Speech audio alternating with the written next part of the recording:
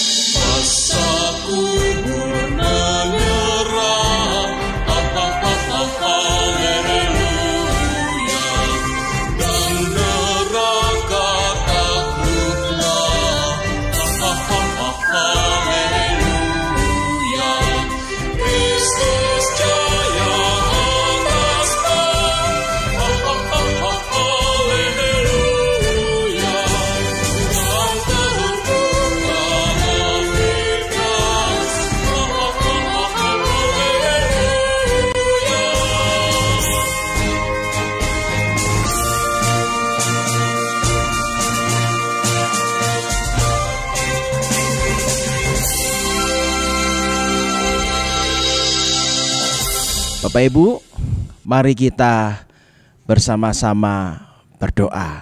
Kita berdoa. Tuhan Yesus, terima kasih Engkau bangkit dari kematian menjadi surya hidup kami, menjadi matahari kehidupan kami.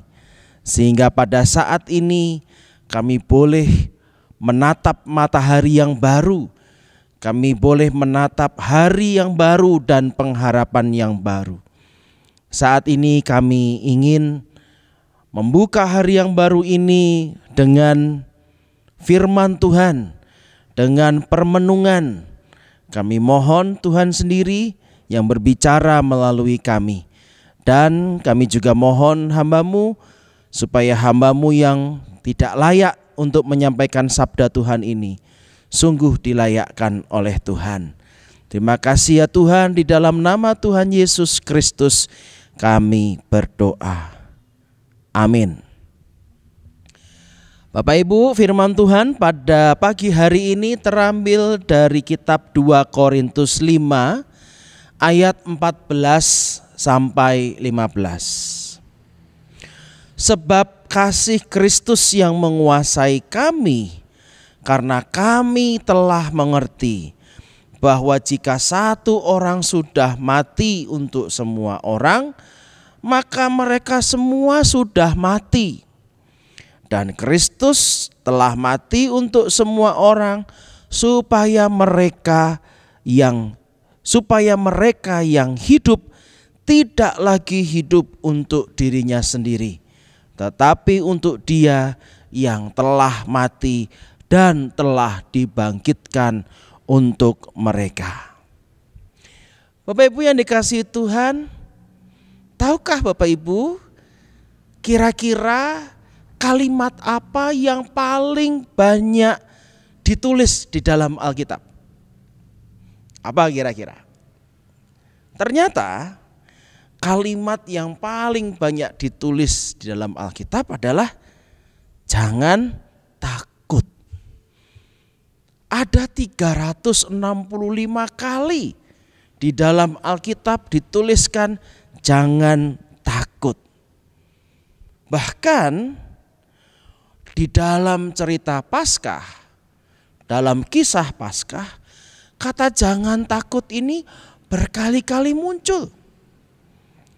Muncul diucapkan oleh dua orang yang berpakaian jubah putih atau berkilau-kilauan kepada para perempuan atau kepada para murid-murid yang lain. Bahkan Bapak Ibu, kata-kata jangan takut itu juga adalah kata pertama yang Tuhan Yesus ucapkan setelah kebangkitannya. Kenapa ya? Alkitab itu menuliskan kalimat jangan takut sebanyak 365 kali. Seolah-olah setiap hari ada kata jangan takut di dalam kehidupan kita. Dan terutama dalam kisah Paskah, Tuhan Yesus kembali menegaskan supaya kita tidak takut. Kenapa begitu? Karena ternyata ketakutan itu adalah masalah yang paling umum dialami oleh seluruh umat manusia.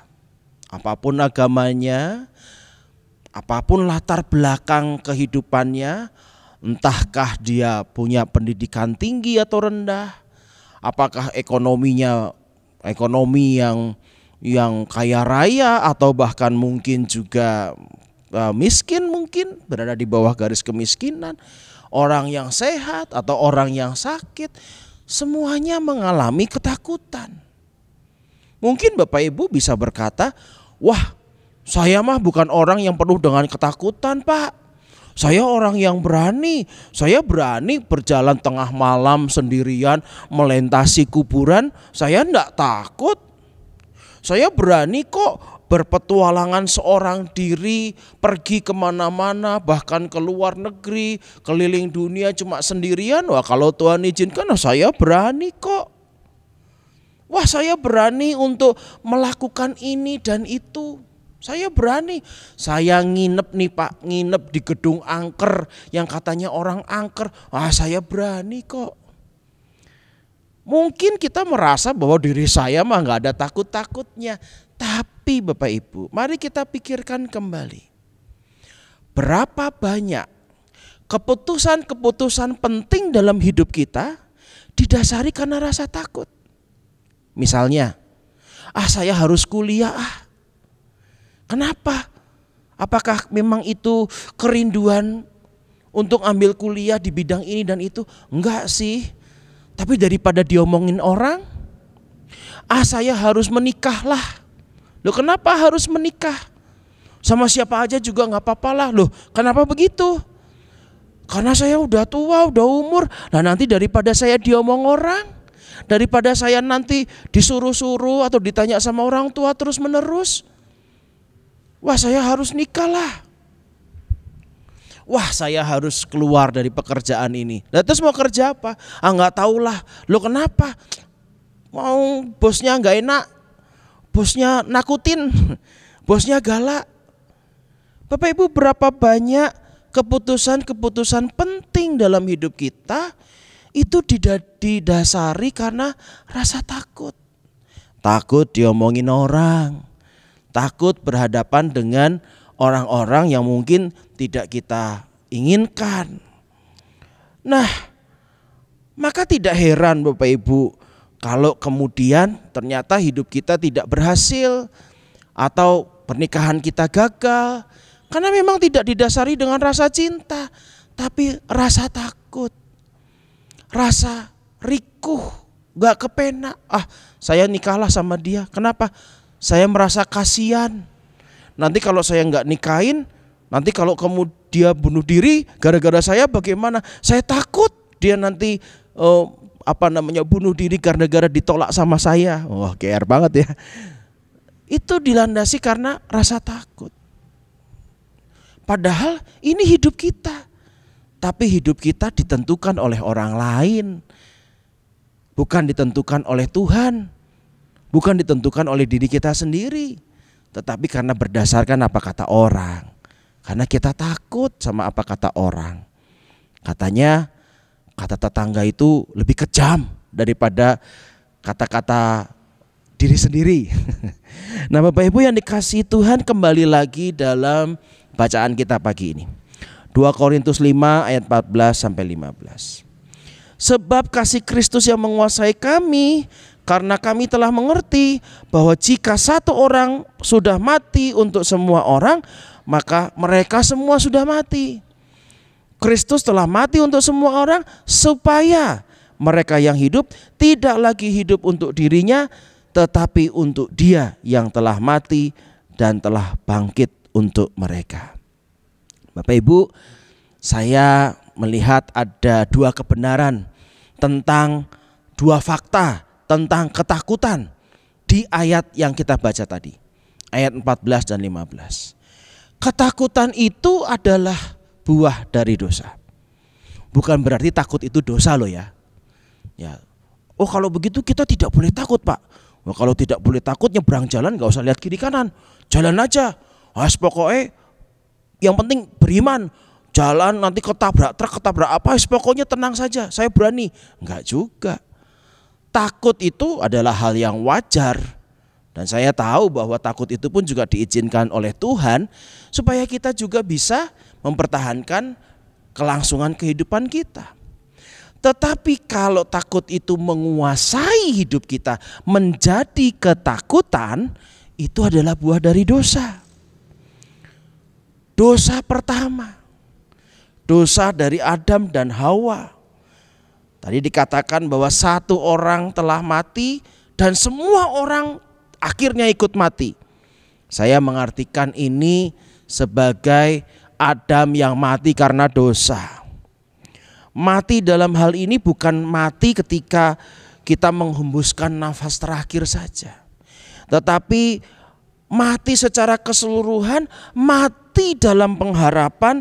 Jika sudah tidak lagi punya pengharapan, walaupun masih punya nafas, kita seperti orang yang hidup dalam ketakutan.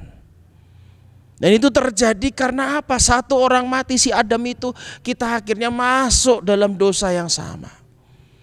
Dosa dalam ketakutan. Ya. Ketakutan untuk memelihara kehidupan, ketakutan untuk bekerja, ketakutan untuk berkeluarga. Itu semua terjadi karena dosa pertama itu. Ketakutan terjadi karena dosa. Dosa pertama. Adam membuat kita, Adam yang berdosa itu, Adam dan Hawa maksud saya, yang berdosa itu membuat kita kemudian juga ikut turut di dalam dosa itu. Kita merasakan dikuasai oleh ketakutan-ketakutan itu. Hal yang kedua Bapak Ibu, orang yang hidup dalam ketakutan, orang yang hidup di dalam ketiadaan pengharapan, akhirnya memusatkan seluruh hidupnya ini hanya untuk kepentingan dirinya sendiri. Pusat kehidupannya adalah saya, pusat kehidupannya adalah diriku. Aduh, jangankan jadi berkat buat orang lain deh, jangankan untuk memikirkan orang lain deh. Oh, memikirkan ketakutannya sendiri aja gak rampung-rampung, memikirkan ketakutannya sendiri aja gak selesai-selesai. Saya habis ini punya ketakutan ini, habis itu punya ketakutan yang ini lagi, yang itu belum selesai lagi.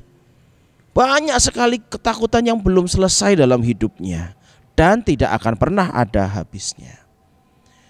Namun bersyukur kepada Tuhan, Paskah membawa sebuah kabar baik.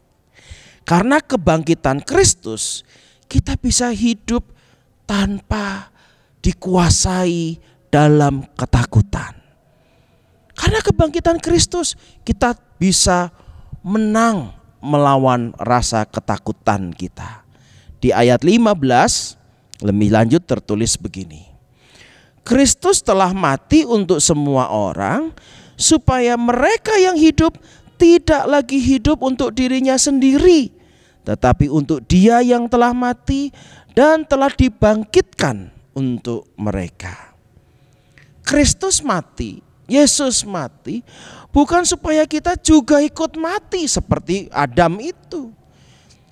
Kristus mati karena setelah Kristus mati, Kristus bangkit. Dan kebangkitannya itu membuat kita memiliki kehidupan yang sungguh-sungguh berpengharapan.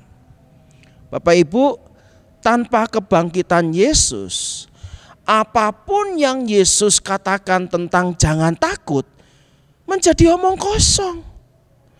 Tetapi kita bisa percaya sekarang, kita bisa meyakini sekarang bahwa perkataannya jangan takut itu sungguh-sungguh nyata.